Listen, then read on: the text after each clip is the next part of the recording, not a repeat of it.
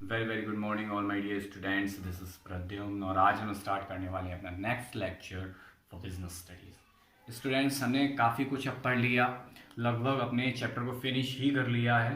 ठीक है ना। हम ये आखिरी टॉपिक उठा रहे हैं और इसके बाद हम फिर डिफरेंस करेंगे और चैप्टर फिनिश कर देंगे, बाइंड अप कर देंगे। ओके स्टूडेंट्स, चलिए तो आज हम टॉपिक लेके आए choice of a suitable form of business organisation.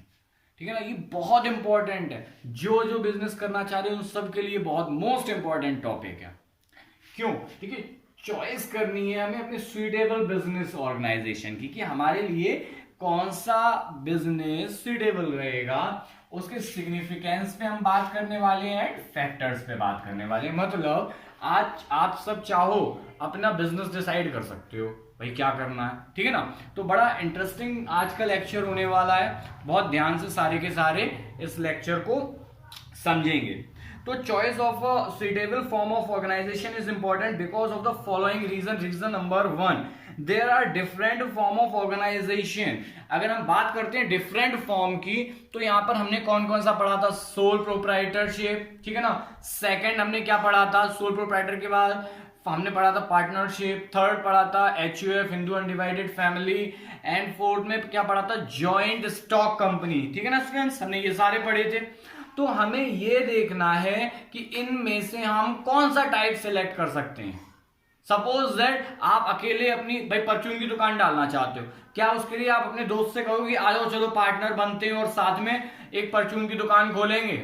नहीं, आप खुद वो काम कर लोगे, तो अपने पार्टनर को कभी इन्वॉल्व नहीं करोगे, क्योंकि it's a very common work. Okay, so second बात करते हैं अगर हम HUF की।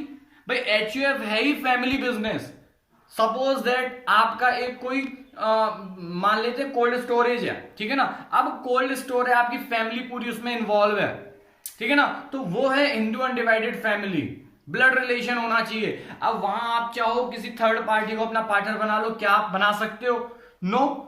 इसके बाद करते हैं पार्टनरशिप फर्म की बात। पार्टनरशिप फर्म में सपोज दैट हम कुछ अलग करना चाह रहे हैं, कुछ यूनिक करना चाह रहे हैं, कुछ डिफरेंट करना चाह रहे हैं। उसके लिए हम ये देखेंगे कि कौन सा ऐसा परफेक्ट पर्सन है जो आपकी पार्टनरशिप फर्म में एक परफेक्ट पर्सन का रोल प्ले कर सकता है, जो आपके लिए हेल्पफुल हो सकता है बिजनेस में। ठीक है ना। आप उस पर्सन को फाइंड आउट करोगे, उससे डिस्कस करोगे कि this is my future planning for a business, है ना। तो क्या आप इसमें इन्वॉल्व होगे? Can you involve in this that particular business, है ना। तो आप साथ में मिलकर बिजनेस कर सकते हो। इसके बाद हमने पढ़ा जॉइंट स्टॉक कंपनी, आप अपनी कंपनी खोल सकते हो, है ना। बट अगर आप में पोटेंशियल है तो okay. So now next point number B, the form of organization determine the ability of finance. ठीक है ना। ये एक बहुत बड़ी चीज है। हमने सपोज दैट प्लानिंग तो कर ली कि चलो एक कोल्ड स्टोरेज खोल देते हैं, ठीक है ना, और पैसे है नहीं हमारे पास एक भी। ठीक है ना। आपने अपने पूरे फ्रेंड सर्कल में डिसाइड कर लिया सारे ही मेरे पार्टनर हैं, किसी की जेब में एक ढेला नहीं। अब क्या करोगे? क्या आप बिजनेस कंटिन्यू कर पाओगे? No. So finance is the most important thing. आपको पहले फाइनेंस अरेंज करना पड़ेगा, उसके बाद आप प्लानिंग करोगे। अगर आपका फाइनेंस कम रह जाता है, उस कंडीशन में ध्यान रखिएगा, हम छोटा बिजनेस करें, जरूरी नहीं हम बिग बिजनेस के लिए जाएं। ठीक है ना। हम छोटे बिजनेस के लिए प्लानिंग कर सकते हैं, बट हो सकता है आप कहीं से डेप्ट कलेक्ट कर सकते हो, तो आप डेप्ट के लिए जाओगे कि पहले हम डेप्ट कलेक्ट कर लें, उसके बाद हम अपनी प्लानिंग करेंगे। ठीक है ना। So now next point is the success and growth of a business depend largely on the form of organisation.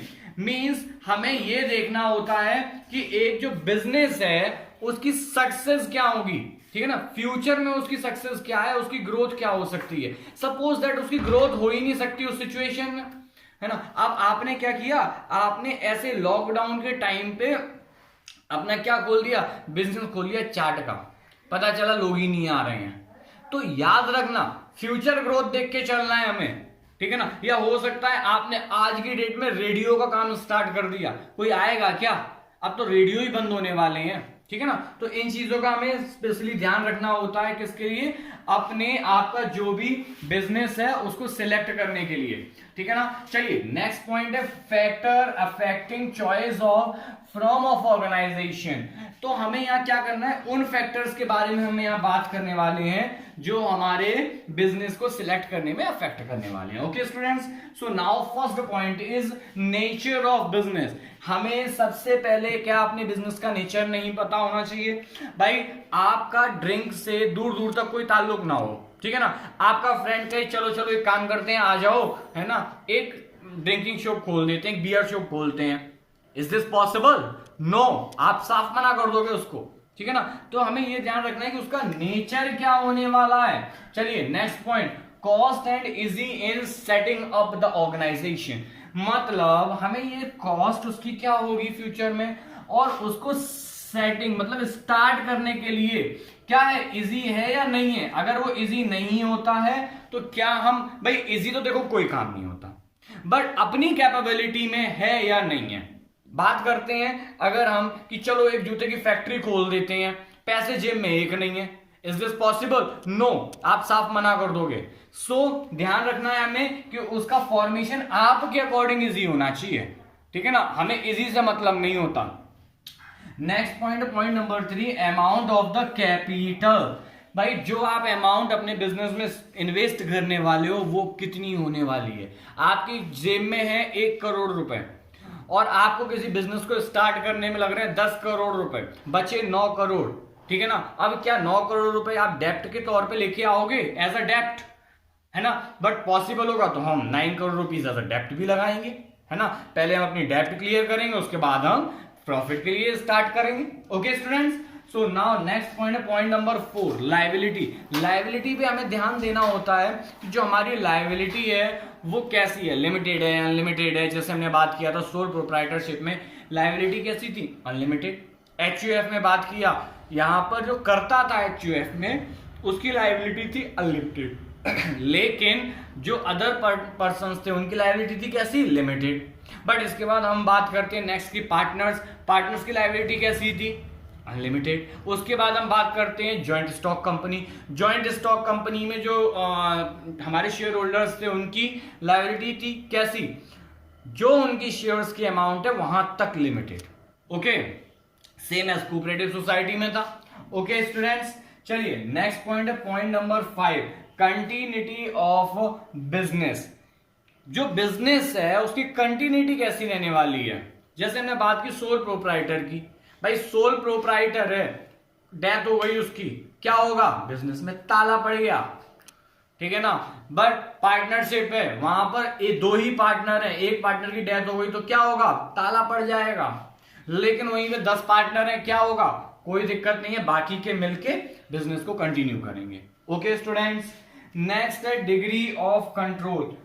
अच्छा, बात करते हैं डिग्री ऑफ कंट्रोल की।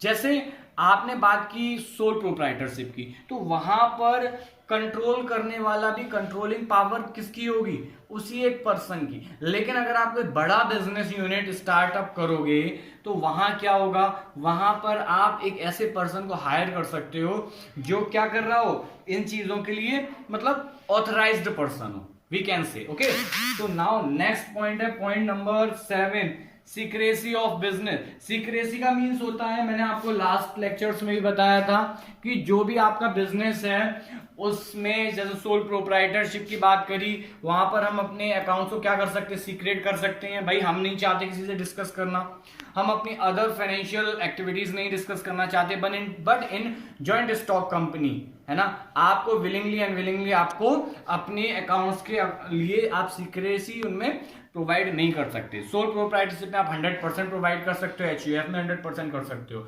But in partnership cooperative society में आप विलिंगली, भाई आपके अगर पार्टनर डिस्क्लोज कर देते हो तो डिस्क्लोज हो जाएगा students. Okay, butt joint stock company में किसी भी कंडीशन में आप उनको सीक्रेट नहीं रख सकते।